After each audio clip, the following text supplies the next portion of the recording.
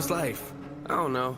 It's alright. I've been dealing with some things like every human being and really didn't sleep much last night. I'm sorry. That's fine. I just think I need a little me time. I just think I need a little free time. Little break from the shows and the bus rides. Yeah. Last year I had a breakdown. Thoughts telling me I'm lost, getting too loud. Had to see a therapist and I found out something funny's going on up in my house. Yeah, started thinking maybe I should move out. You know, pack my car, take a new route. Clean up my yard, get the noose out. Hang up my heart, let it air out. I've been searching. What does that mean, Nate? I've been learning. Grabbing my keepsakes, leaving my burdens. Well, I brought a few with me. I'm not perfect. Looking at the view like this concerns me. Picking up the cues right, I'm quite nervous. Hate it when I lose sight, life gets blurry and things might hurt me. It's probably gonna be a long journey, but it's worth it though. Cold world out there, kids, grab your coats. Been a minute, I know, now I'm back to Rome. Looking for the antidote to crack the code. Pretty vivid, I admit it, I'm in classic mode. Don't need pity given to me, but I can't condone. Talking down to me, I'ma have to crack your nose for cracking jokes. I'm looking for the map, the hope, you see that? Been making a whole lot of changes. Wrote a song about that, you should play it. I get scared when I walk on these stages. I look at the crowd and see so many faces. Yeah, that's when I start to get anxious. That's when my thoughts can be dangerous. That's when I put on my makeup and drown in self-hatred. Forget what I'm saying and where the beat go? Oh, ain't that something? Drums came in, you ain't see that coming. Hands on my head, can't tell me nothing. Got a taste of the fame, it'll pump my stomach. Throw it back up like I don't want it. Wipe my face, clean up my vomit. OCD trying to push my buttons. I said don't touch it. Now y'all done it. I can be critical, never typical. Intricate with every syllable, I'm a criminal. Intimate but never political, pretty visual. Even if you hate it, I'll make you feel like you're in it though. You call me what you want, but never call me forgettable. Leave you deep in thought, I can never swim in the kiddie pool. Waited, I've been thinking the cinematic is beautiful, man. I don't know if I'm making movies or music videos. Yeah, the sales can rise, doesn't mean much though when your health declines. See, we've all got something that we trapped inside that we try to suffocate, you know, hoping it dies. Try to hold it underwater, but it always survives. And it comes up out of nowhere like an evil surprise. Then it hovers over you to tell you millions of lies. You don't relate to that? Must not be as crazy as I'm. The point I'm making is the mind is a powerful place, and what you feed it can affect you in a powerful way. It's pretty cool, right? Yeah, but it's not always safe. Just hang with me, this'll only take a moment, okay? Just think about it for a second. If you look at your face every day when you get up and think you'll never be great, you'll never be great. Not because you're not, but the hate will always find a way to cut you up and murder your faith. I've been developing, take a look at the benefits. Nothing to meddle with, I can never be delicate. My irrelevant, that depends how you measure it. Take a measurement to back it up and give me the evidence. Pretty evident, dependable, can never be tentative. I'm a gentleman, depending on if I think you're genuine. Pretty elegant, but not afraid to tell you to get it. Grip proper etiquette, I keep it to myself when I celebrate, huh? It's that time again. Better grab your balloons and invite your friends. Seatbelts back on, yeah, strap them in. Look at me, everybody, I'm smiling big. On a road right now that I can't predict. Tell me tone that down, but I can't resist. Y'all know that sound, better raise your fist. The search begins, I'm back, so enjoy the trip, huh?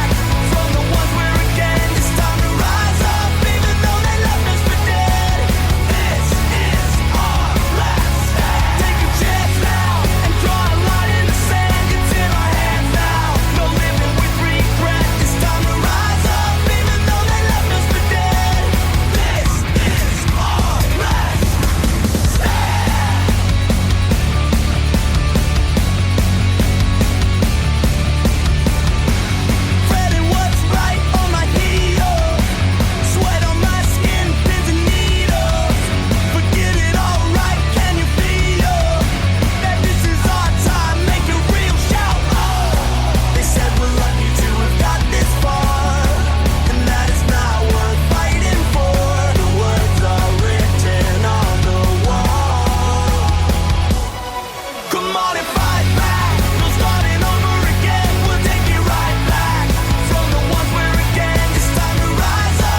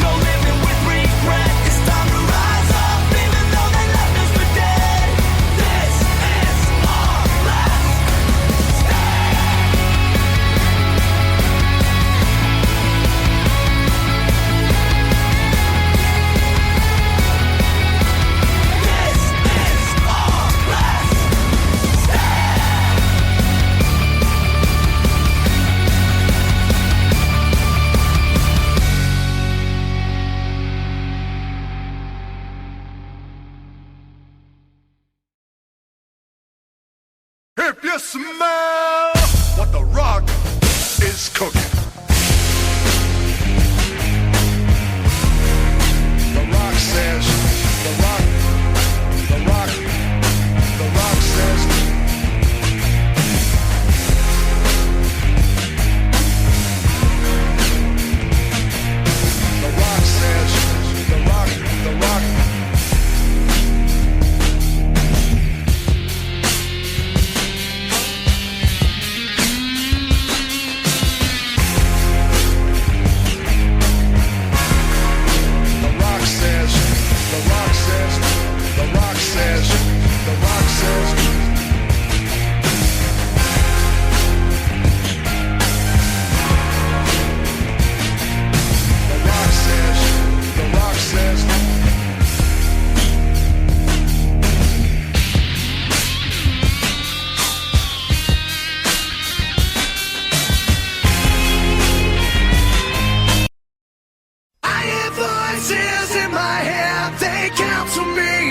Understand, they talk to me.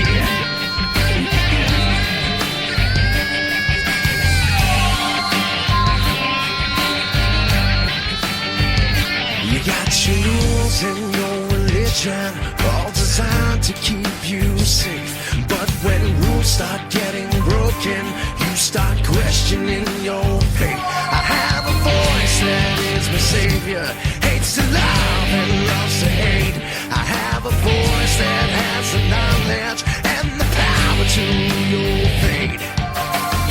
I hear voices crying. Hello and welcome to the WWE Wrestling Talk Show with Rock Jones and Sean Randy Smith. Let's bring you our reactions to Crown Jewel from Riyadh, Saudi Arabia in the Mohammed Abdu Arena on the Boulevard. yes, as part of their ongoing blood money agreement, That can only be described as that at the moment. WWE once again travelled to the Kingdom of Saudi Arabia to put on what was possibly, maybe their best, but one of their better shows from there. We had 10 matches to go through, 9 on the main card, and a match which, conveniently enough, was added after we did our show last week. Yes, that seems to be a very disturbing trend at the moment. And that match in question was between the SmackDown Tag Team Champions, the Usos, taking on the newly reunited Hurt Business of Cedric and Shelton Benjamin. As the fact that Cedric Alexander and Shelton Benjamin haven't done anything of significance since they decided to originally split up the Hurt Business made this match somewhat predictable. Pretty much.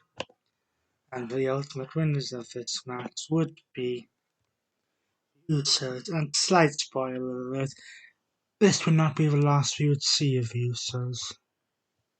No, but kicking off the main card was a rivalry that has gone back quite a long way as the Red Hot Superstar Edge takes on allow me. He's not the Messiah, he's soon to be a dead man inside Hell in a Cell. In Seth Rollins. We often say that match of the night should go down to one of the earlier and later matches, but no, this was match of the night. Yes, 27 minutes of pure carnage. And not just match of the night, but one of the better Hell in a Cell matches in recent memory. In total, this came to the 50th Hell in a Cell match. And let's just say it turned out better for Seth Rollins than it did last time he was inside that red box. Yes. And it did for Edge as well. Whilst Edge's last Hell in a Cell match was against The Undertaker in 2008, While Seth Rollins has been inside Hell in a Cell with Dean Ambrose. Copyright. Actually, that name isn't it, his other name is copyrighted. Oh yes, of course. I always keep forgetting. And the Fiend, Bray Wyatt. Now Ah, a free and, agent. and of course Braun Strowman as well. Who's also a free agent. Yes, Braun Strowman was Roman Reigns. But in any event, this was, for the time, I would say, brutal. Violent. And I want to say bloody. If this match had happened a few years ago, I probably would have seen blood. Absolutely. But they went as far as they could go in this match without going too far, as we would have seen in the Attitude Era. But we had not only the cage to deal with as a weapon, But we also had tables, chairs, ladders, toolboxes, a chain,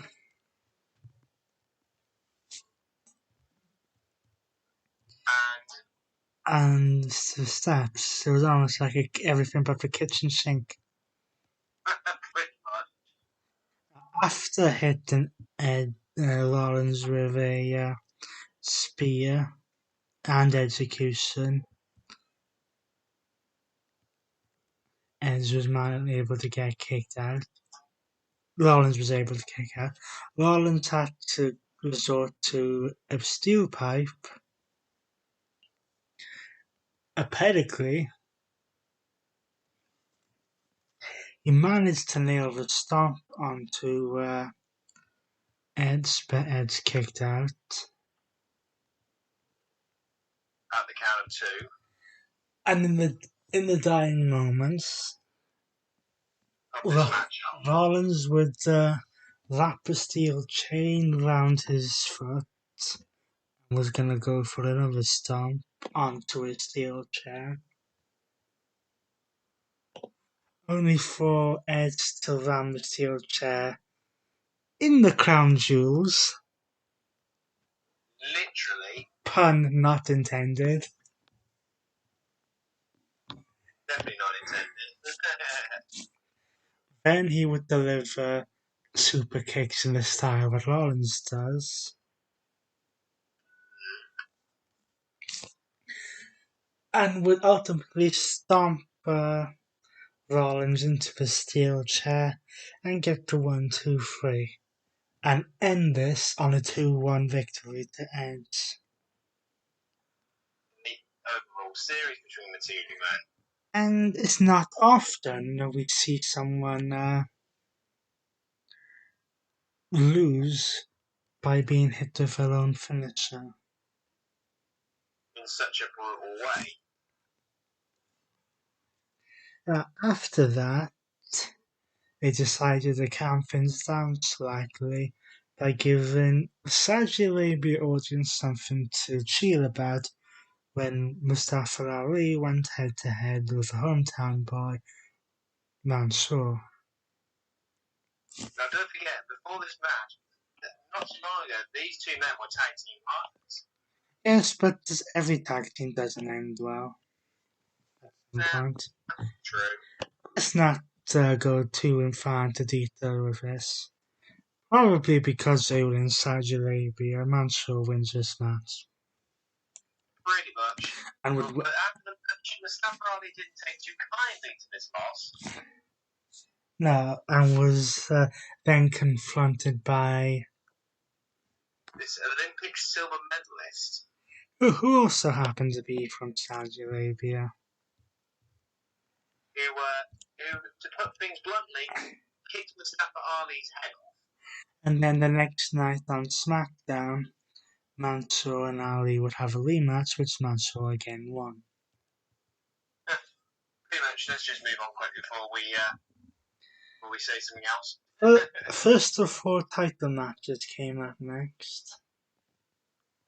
Yes, as Arcade Bro, the team of Randy Orton and Riddle, put their titles on the line against AJ Styles and Omos. I don't think anyone was really expecting a title change here. And even was I expecting for Riddle to come out on a camel?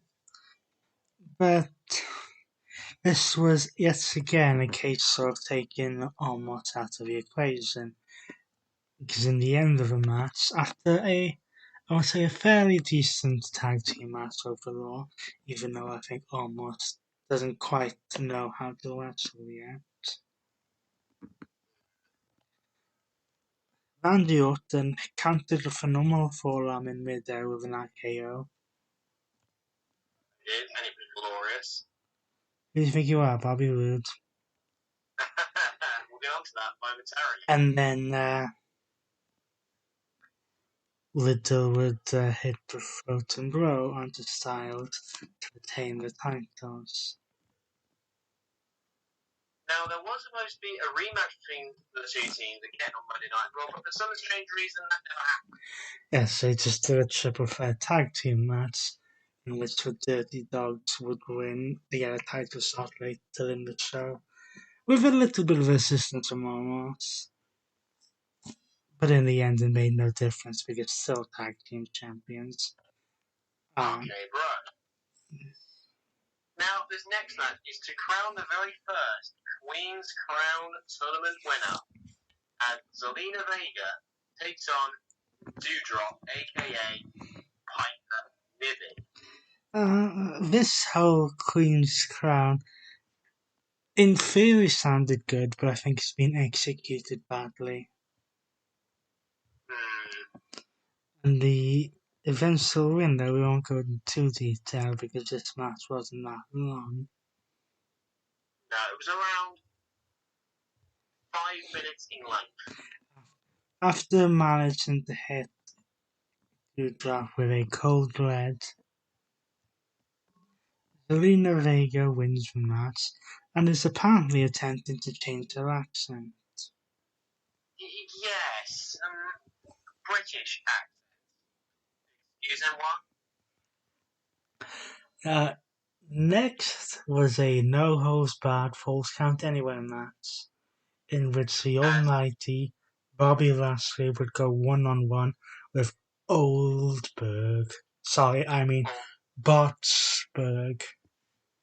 And thankfully, during this match, he didn't botch anything.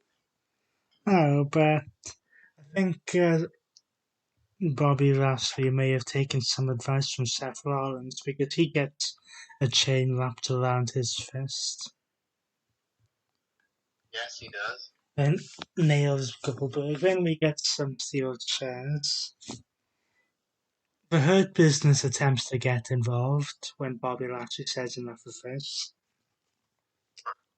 Pretty much, and then Cedric and Shelton get taken out for their trouble. Then we have a bit of a sword fight with candlesticks. Where have we seen that before? Oh, it's Star Wars, of course. Then we get a spear from the ramp onto what was essentially a crash pad, but we're not supposed to know that. No, of course not. No, but it's pretty obvious it's in plain sight. Which would allow Goldberg to get his revenge from SummerSlam and beat Bobby Lashley. In what was essentially a war. Next, it was time to crown the King of the Ring. As Xavier Woods takes on Finn Balor. Yes, and in this I did not care who won. I was just looking for a good match, which it was, because these two are fairly decent wrestlers. They are. Here we had multiple train wrestling encounters and submission attempts. Yes. A tornado DDT countered into a double stomp. Then Woods would hit a super kick for a near fall. And Balor would attempt the Dragon Sleeper, but Woods countered into an inside cradle. And I don't know whether Woods was taking lessons from Brock Lesnar with a suplex for a near fall. Maybe, I guess.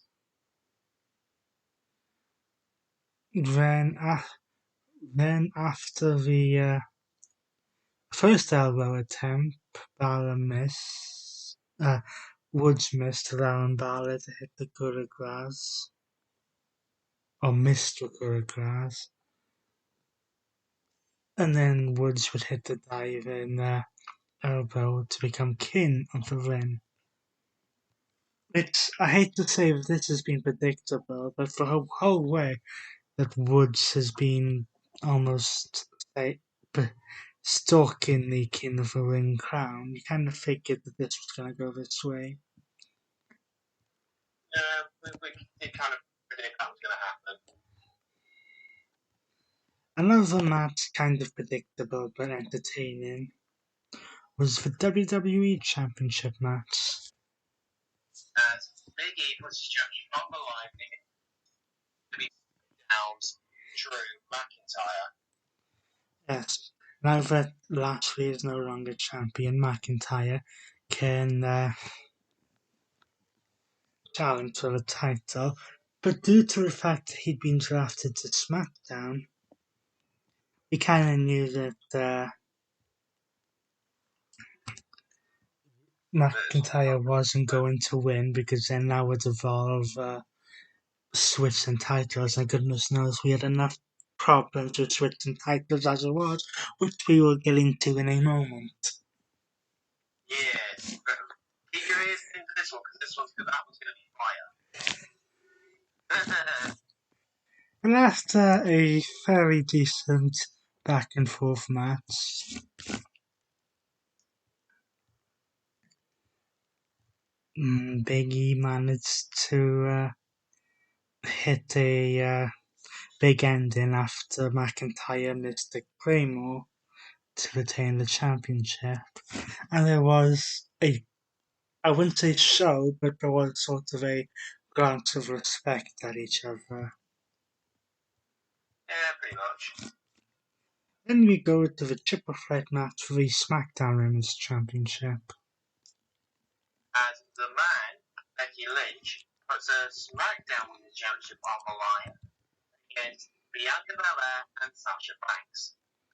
Yes, and this was, I want to say, this was an entertaining match, even though, again, you're not going to have really any big titles here. No. The match was around 19 minutes in length. Yeah, at one point we had Bianca Belair in both the Disarmer and the Bank Statement. It looked at one point like Belair was gonna do a double KOD. Much the amazement of the Saudi Arabia crowd. Don't know why that they do that. I mean, how many times did John Cena attempt or hit a double attitude adjustment on people? Yes. But in the end, after a decent match,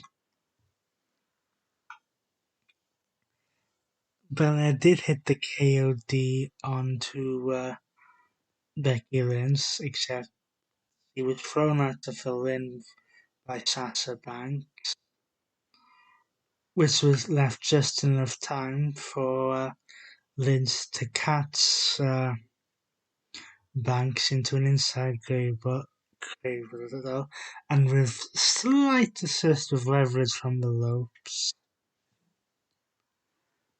able to get the 3 count and retain the title. However, 24 hours later, things got a little bit interesting on SmackDown. Yes, there was a title switch segment between the Raw Women's Champion Charlotte Flair and the SmackDown Women's Champion Becky Lynch, moderated by Sonya Deville, because Adam Pearce was taken to Suplex City. Well, we'll get to that as well. But we know how we had the same situation last year when the Street Profits and the New Day had to switch titles. Yes. So this backstage, it was reported that Charlotte didn't want to do this segment because she thought it would make her title reign look weak. So as she goes out to hand the title to Lynch, he pulls it back and then drops it. Sonya Deville is like picked that up right now. This then leads to Lynch throwing her title at Charlotte, and there was some heated words backstage. With Sonya Deville being quite threatening to fight Charlotte Flair, and when she got so heated, security had to send Charlotte Flair out of the building. Yes, and it has been reported, and we've seen a few segments of it over the past few months, that none of the girls really want to work with Charlotte anymore because it's all like me. We saw some heated tension between Charlotte and Nia Jax a few weeks ago. And now it looks like it's rearing its ugly head again with Becky Lynch. And the main event of Crown Jewel was Brock Lesnar. There you go. This is the head of the table, Roman Reigns, for a Universal Championship. As Crown Jewel was going on the air at the very start, this was originally reported to be a no disqualification match. Yeah, on the pre-show they said it was a no disqualification match, and then as the pre-show was going off the air, I don't know, they said it was a normal match, and maybe with the finish that they went with, which we'll get to, maybe they realised that the no disqualification thing made no sense. So, after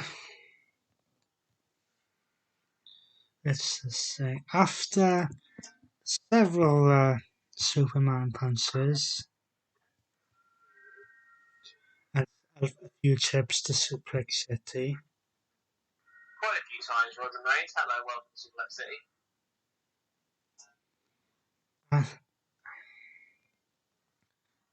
we had a spear and a guillotine choke. Lesnar hit the F5 on Roman Reigns, except Roman Reigns kicked out.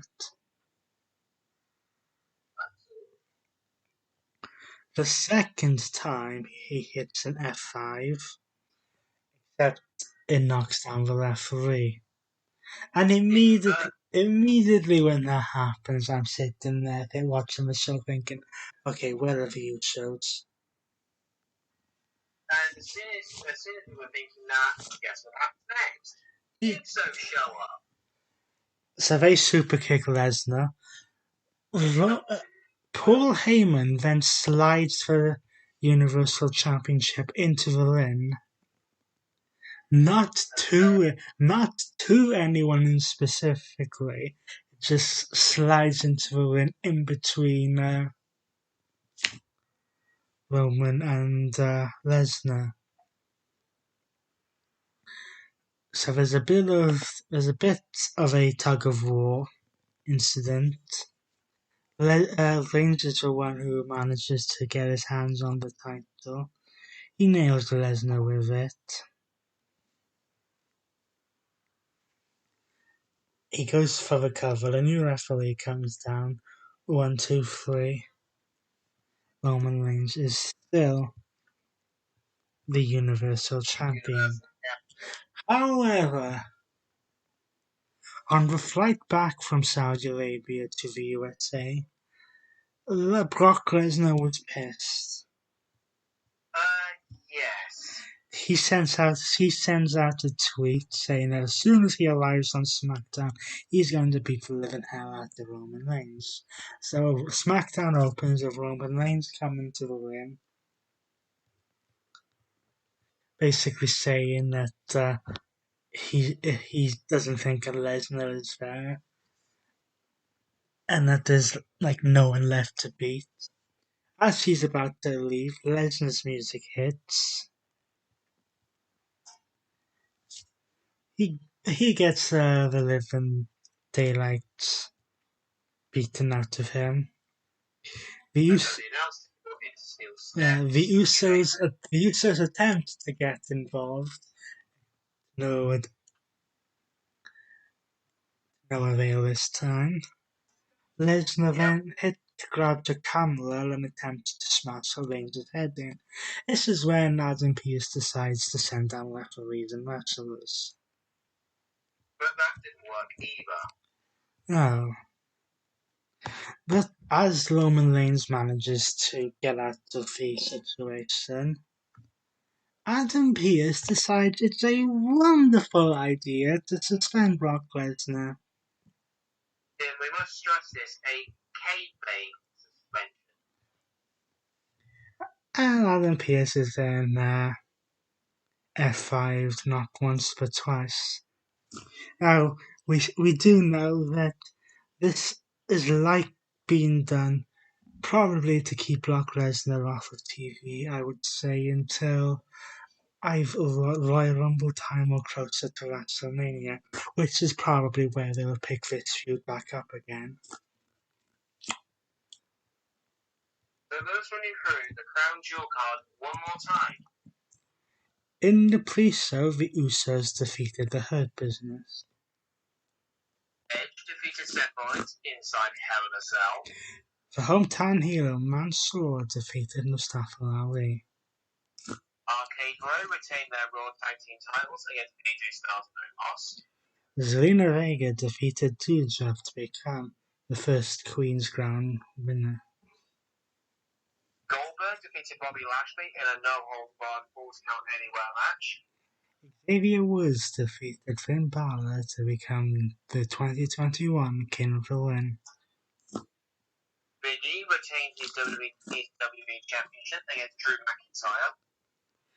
Becky Lynch retained the SmackDown Women's Championship by defeating Bianca Belair and Sasha Banks before trading it for the Raw Women's Championship the next night on SmackDown.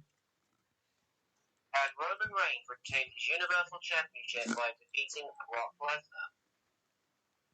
Lesnar. As if that wasn't enough to go through, this past Tuesday on NXT, we had a special Halloween Havoc episode.